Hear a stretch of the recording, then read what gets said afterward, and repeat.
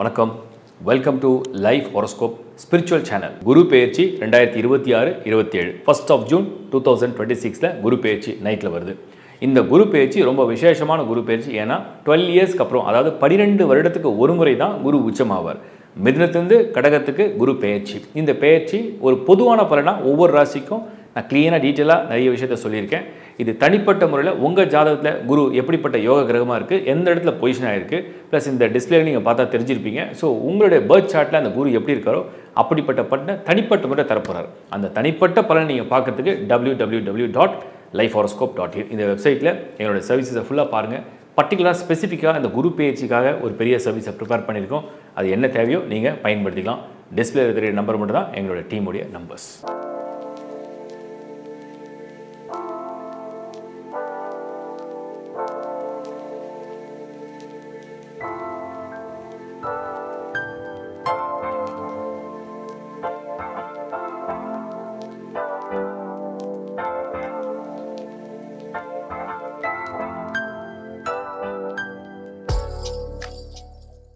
கன்னி ராசி. இந்த குரு பெயர்ச்சி 2026 ஜூன் மாதத்தில் இந்த குரு பெயர்ச்சி நடக்கும்போது கன்னி ராசியை பொறுத்த வரைக்கும் எக்ஸாக்டாக குரு வந்து 11th ஹவுஸில் லாபஸ்தானத்துக்கு வந்துடுவார். இப்போ நீங்கள் இந்த இமேஜை பார்த்தீங்கன்னா புரிஞ்சிடும். குரு உங்கள் ராசிக்கு கரெக்டாக 11th ஹவுஸில் இருக்கார்.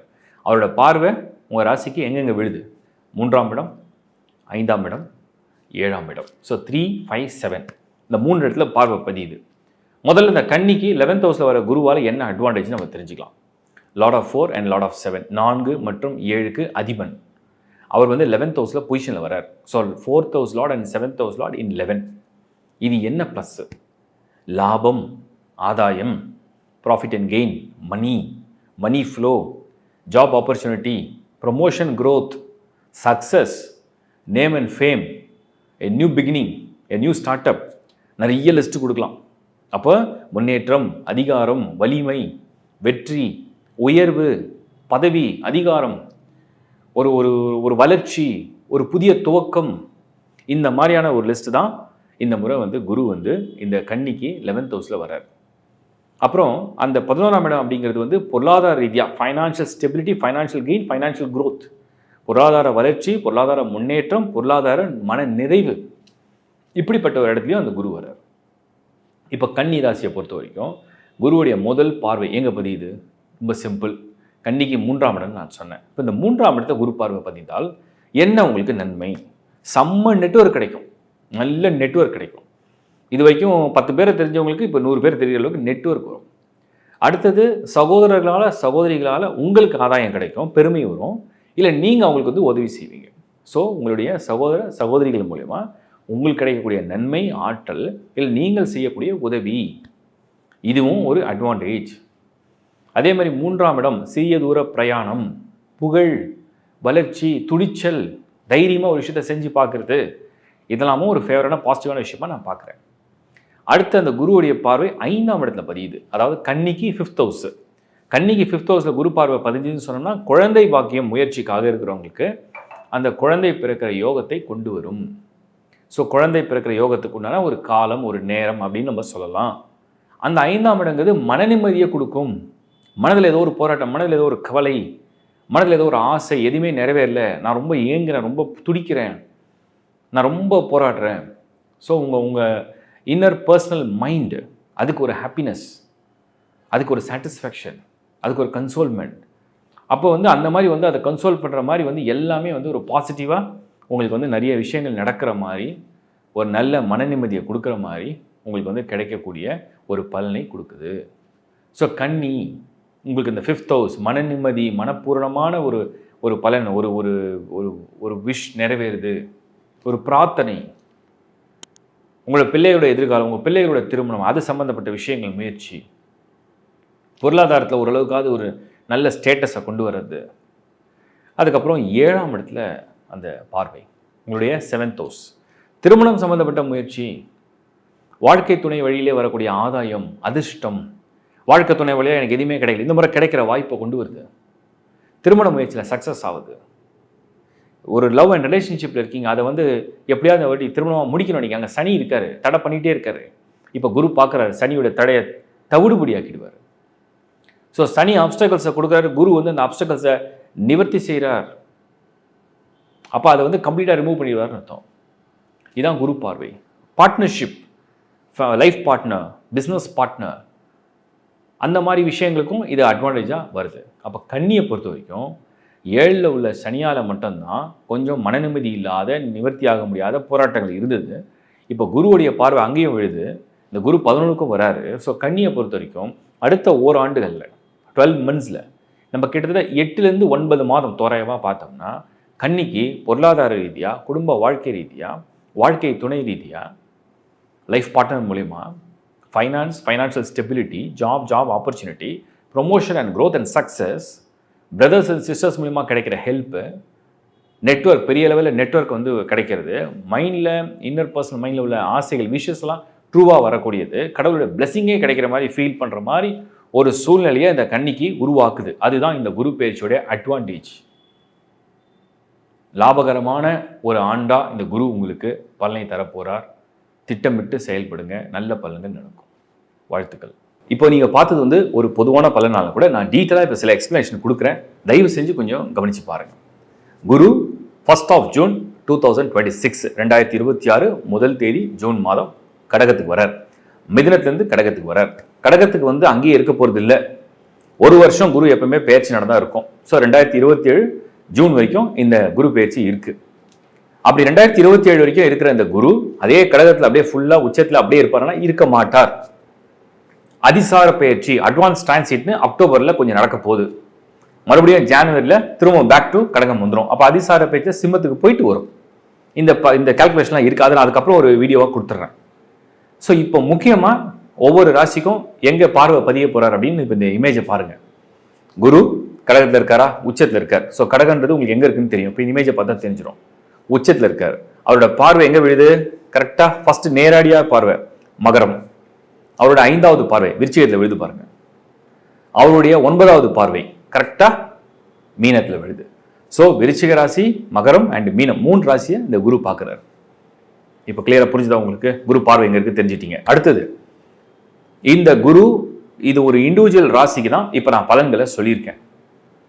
உலகளாவிய மாற்றங்களுக்கு பொதுவாக இந்த குரு பயிற்சி நன்மையா தீமையா அப்படின்னு நிறைய பேர் என்கிட்ட கேட்ட கேள்விக்கு நான் கொடுக்குற பதிலை புரிஞ்சுங்க. இண்டிவிஜுவலாக உங்கள் ராசிக்கு நேரம் நல்லா இருக்குது, தசா புத்தி நல்லா இருக்குது, உங்களுக்கு பர்த் சார்ட்டில் வந்து குரு நல்லா இருக்காரு, யோகக்காரனாக இருக்காரு, குரு தசை நடக்குது, குரு புத்தி நடக்குதுன்னா இதோடைய பர்சன்டேஜ் அப்படியே ஆட் ஆகிட்டே வந்துடும். சப்போஸ் குரு தசை இல்லை, குரு புக்தி இல்லை, இண்டிவிஜுவலாக ஹாரோஸ்கோப்லையும் குரு ஃபேவராக இல்லை, குருவே கெட்டு போயிருக்கு சார்ட்லனா அதோட பர்சன்டேஜ் குறைஞ்சி கொடுக்கும். அவ்வளோதான் வித்தியாசம். இது முதல்ல தெளிவுபடுத்திடுறேன். அடுத்தது உலக நிகழ்வுகள் என்ன நடக்க போகுது அப்படின்னு பார்த்தீங்கன்னா, குளோபலாக குரு வந்து கடகத்துக்கு வரார், நல்ல விஷயம் தான். உச்சமாகறார், ஃபுல் பவரோட வரார், நல்ல விஷயம் தான். சனியை பார்க்குறார், சனியை சாந்தப்படுறார், நல்ல விஷயம் தான், இல்லைன்னு சொல்ல. ஆனால் இந்த குரு கேதுவை நெருங்கி இருப்பார். கேது வந்து ஆன்டி கிளாக் வைஸ், குரு வந்து கிளாக் வைஸ். ஸோ கேதுவை நெருங்கி இருப்பார் குரு. கேதுவை நெருங்கும் போது உலக ரீதியாக பொருளாதார பிரச்சனைகள், recession period, banking sectors, finance, economy இது எல்லாமே கொஞ்சம் பாதிக்கிற மாதிரி ஒரு சூழ்நிலையை உருவாக்கும்.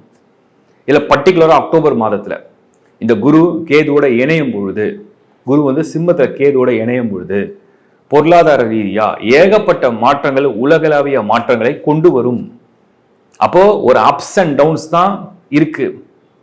ஸோ குளோபல் எக்கனாமி நீங்கள் இந்தியா மட்டும் நம்ம எடுக்க முடியாது. குரு வந்து ஒரு பிளானட் அப்படின்னு சொன்னால் டோட்டல் அந்த குளோபலாகவே நிறைய அது வந்து ஒரு ஒரு ஏற்றத்தாழ், ஒரு அன்சர்டனிட்டியை கொண்டு வந்துடும். அந்த மாதிரி ஒரு சிச்சுவேஷன் வருது. இது உச்சமான குரு தான் அதை மேக்ஸிமம் பண்ணுவார்னு அர்த்தம். உச்சம்னா ஃபுல் ஸ்ட்ரென்த்து.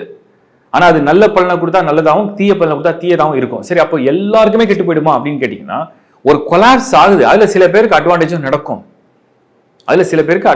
நடக்கும், அது அவங்களுடைய இண்டிவிஜுவல் அந்த கண்ட்ரியுடைய ஸ்டார்ஸை பொறுத்து இருக்கு, அந்த ரூலர்ஸை பொறுத்து இருக்கு. இப்போ நம்ம நாடை பொறுத்த வரைக்கும் இந்த குருவுடைய இந்த பெயர்ச்சி அப்படிங்கிறது ஏதாவது ஒரு பாதிப்புகளை கொடுக்குமான்னு பார்த்தா கண்டிப்பாக பாதிப்புகளை கொடுக்குற மாதிரி ஒரு சூழ்நிலையை உருவாக்குது. அதுக்கு காரணம் குருவுடைய அடுத்த வீட்டில் அந்த கேது இருக்கு, அதுவும் சிம்மம்ல இருக்கு, குரு கடகத்தில் வந்திருக்கார். அப்போ நம்ம நாட்டில் குறிப்பாக இந்தியாவில் இது வந்து சின்ன சின்ன பாதிப்புகளை கொண்டு வரப்போகுது. ஸோ நான் வந்து இதை வந்து நீங்கள் கனெக்ட் பண்ணிக்கிங்க, உங்கள் ராசியோட கனெக்ட் பண்ணிக்கிங்க. பர்த் சார்ட்டில் குரு எப்படி இருக்கார், உங்களுக்கு வந்து என்ன ராசி, என்ன லக்னம், என்ன தசா, என்ன புக்தி, அதுக்கப்புறம் நீங்கள் என்ன மாதிரியான ஃபீல்டை ரிலேட் பண்ணி இருக்கீங்க. ஸோ நான் சொன்ன மாதிரி பேங்கிங், ஏன்னா குரு வந்து உங்களுக்கு வந்து பொருளாதாரத்துக்கு மெயின் பிளானட்டே அவர் தான். ஃபைனான்ஸ், பொருளாதாரம், ஃபைனான்ஸ் எல்லாம் மெயின் பிளானட் அவர் தான். ஒரு பேங்க் கடன் கொடுத்தா தான் ஒருத்தரால் ஒரு பொருளை வாங்க முடியும், ஒரு வளர்ச்சி அடைய முடியும், அப்புறம் இஎம்ஐ பே பண்ண முடியும், அப்புறம் இன்னும் முன்னேற முடியும். உலகமே ஒரு நாடுகிட்ட கடன் வாங்கிட்டே தான் இருக்கும். ட்ரெஷரி பாண்ட் கொடுக்குது, அப்புறம் கடன் வாங்குது, வேற ஒரு இடத்துல ஒரு கடன் வாங்குறோம், மில்லியன்ஸ் ஆஃப் மணி வந்து நம்ம வந்து பேங்க்ல கடன் வாங்குறோம், வேர்ல்டு பேங்க்ல வாங்குறோம், எல்லா இடத்துலையும் கடன் வாங்குற சூழ்நிலை உருவாக்குது. ஸோ கடன் வாங்கினா தான் நம்மளால வாழ்க்கையை வந்து நடத்த முடியுன்ற சூழ்நிலை இருக்கு. அதுக்கு அதிபதியே இந்த குரு தான். பொருளாதாரம், உலக பொருளாதாரம். ஸோ இது எல்லாம் அவரை பேஸ் பண்ணி தான் இருக்கு. அது கொஞ்சம் இந்த வருஷம் 2026-27 சரியான பொசிஷன்ல இல்லை. இதுல என்னன்னா இன்னொரு விஷயம் வந்து கேதுவுடைய டிரான்சிட் வந்து இந்த வருஷம் எண்டில் நடக்கும். அப்போ மறுபடியும் குருவோடைய அது சேர்ந்து நிற்கும். இந்த மாதிரி இருக்கு. ஸோ நெக்ஸ்ட் 2026 ஜூன்லேருந்து 2027 ஜூன் வரைக்கும் இந்த சிச்சுவேஷன் இருக்கு. நான் இதை வந்து முன்கூட்டியே உங்களுக்கு தகவல் கொடுக்குறேன். இது மாதிரி தான் நான் நிறைய தகவல்களை சனி பயிற்சி அப்போ கொடுத்தேன்.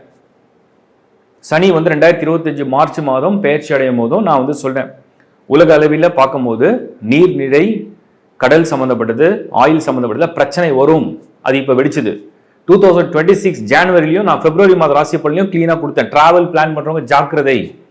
அதுவும் மிடில் ஈஸ்ட்டை பற்றி நான் மென்ஷன் பண்ணியிருக்கேன். அவங்க வந்து அந்த சோல்ஜர்ஸை பற்றி, போர் பற்றி கொஞ்சம் நான் இண்டிகேஷன்லாம் கொடுத்துருக்கேன். நான் நிறைய ஓப்பனாக பேசுறது இல்லை. இனிமேல் அது வந்து எல்லாரும் கேட்க ஆரம்பிச்சிட்டீங்க. ஸோ நான் என்ன பண்ண போறேன்னா, ஒவ்வொரு மாதமும் 50 days ஒன்ஸ் வந்து இதை பற்றி நான் சில வீடியோஸ் நான் ஷேர் பண்ணுறேன். உலகளாவிய அந்த நிகழ்வுகள்லாம் என்ன நடக்க போகுது அப்படிங்கிறத நான் ஃபோர்காஸ்ட் பண்ணி உங்களுக்கு ப்ரிடிக்ஷன் கொடுக்குறேன். ஸோ இது வந்து யாரையும் பயமுறுத்துறதுக்காக கிடையாது. இது வந்து எங்களை பற்றின பெருமையை சொல்றதுக்காக கிடையாது. ஏதாவது வகையில் அது வந்து உங்களுக்கு வந்து ஆலோசனை வந்து உங்களுக்கு பயன்படும், நீங்கள் ஏதாவது திட்டமிட முடியும் அப்படிங்கிறதுக்காக தான் இந்த கருத்தை நான் வந்து உங்களுக்கு சொல்கிறேன். ஸோ இப்போவும் இந்த குரு பேச்சை பார்க்குற எல்லாருக்கும் என்னுடைய தாழ்மையான ஒரு வேண்டுகோள், வெறும் ஒரு ராசிக்கு பார்த்துட்டு இப்படி நடந்துருமா அப்படி நடந்துமா அப்படி ஃபிக்ஸ் பண்ணாதீங்க. முதல்ல மைண்டை ஓப்பனாக சொல்கிறேன் நான். உங்கள் ராசி என்ன, அதுக்கு குரு எப்படி இருக்காருன்னு செக் பண்ணுங்க. அது நல்லா இருக்கா டிக் அடிச்சிருங்க. ஏன்னா 5 ராசிகளுக்கு இந்த குரு வந்து ஃபேவரா வருவார் பொதுவாக. மிதுன ராசிக்கு வாக்குஸ்தானத்தில் குரு, வருமானம் வாக்குஸ்தானத்துக்கு குரு பலம். கன்னி ராசிக்கு லாபஸ்தானத்தில் குரு பலம். ஸோ கன்னிக்கு 11ஆம் இடத்துல குரு, வெற்றி, ஆதாயம், லாபம், வாக்குஸ்தானம், ஆதாயம், வெற்றி, லாபம் இதெல்லாம் கொடுக்கக்கூடிய இடத்துல குரு. அதுக்கு அடுத்தது வந்து பார்த்தீங்கன்னா விருச்சிகத்தில் குருவுடைய பார்வை. அந்த பார்வை ஒரு அட்வான்டேஜ் இருக்கு. ஸோ விருச்சிகத்துக்கு பார்வை வந்து ப்ளஸ்ஸாக இருக்கு. அவங்க வந்து ஒரு புத்துணர்ச்சி பெற போறாங்கன்னு அர்த்தம். மகரத்துக்கு வந்து பாசிட்டிவ் ஆக்டிவேஷன். ஆல்ரெடி சனி 7 சனி முடிஞ்சிருக்கு. ஸோ குரு நேரடியான பார்வை வந்து ஒரு பாசிட்டிவ் ஆக்டிவேஷன். மீனம் 7 சனியில சனி ஜென்மத்தில் உட்காந்து படாத பாடுபடுத்த இந்த சூழ்நிலையில குருவுடைய பார்வை அவங்களுக்கு ஒரு ஆறுதலாகவும் துணையாகவும் உதவியாகவும் அவங்களை வழி நடத்துது. இதுதான் அதோட அர்த்தம். ஸோ நீங்க புரிஞ்சிட்டு இருப்பீங்க. மகரம், விருச்சிகம், மீனம், மிதுனம் அண்ட் கன்னி இதுக்கெல்லாம் ஆதாயமான காலங்களா இருக்கு. இதை பத்தின இன்னும் நிறைய டீட்டெயிலான வீடியோ தனித்தனியாக ஒரு டைட்டில் கொடுக்குறேன். ஃபுல்லாக பாருங்க, புரிஞ்சுங்க. உங்கள் நண்பரோட ஒருவரோட தயவுசெய்து ஷேர் பண்ணுங்க. சப்ஸ்கிரைப் பண்ணி உங்கள் மேலான ஆதரவு கொடுங்க. ஏன்னா நீங்கள் சப்ஸ்கிரைப் பண்ணும்போது எங்களுக்கு அது இன்னொரு பெரிய பூஸ்ட். அதுக்கப்புறம் கமெண்ட்ஸ் வந்து நான் ரிப்ளை கொடுக்க ஆரம்பிச்சிருக்கேன். முன்னாடியும் கொடுத்துருக்கேன். இப்போ நான் மறுபடியும் அந்த ரிப்ளை கொடுக்குறேன். உங்களுக்கு வந்து கமெண்ட்ஸ் வந்து ஃபஸ்ட்டு 2 to 3 days. ஏன்னா அடுத்தடுத்த வீடியோ அப்லோட் ஆகும்போது அதுக்கு நான் கமெண்ட்ஸுக்கு ரிப்ளை கொடுக்க போகிறேன். அதனால் நீங்கள் கமெண்ட்ஸ் வந்து யாருக்காவது டவுட்னா உங்கள் ஃபுல் தகவலை எழுதாதீங்க. ஷார்ட் அண்ட் ஸ்வீட்டாக என்னன்றதை டவுட்டை கேட்டுருங்க. நான் ரிப்ளை கொடுக்குறேன், பாருங்கள். தேங்க்யூ. தேங்க்ஸ் ஃபார் வாட்சிங் life horoscope. Is bye from Shankar Narayan. வணக்கம்.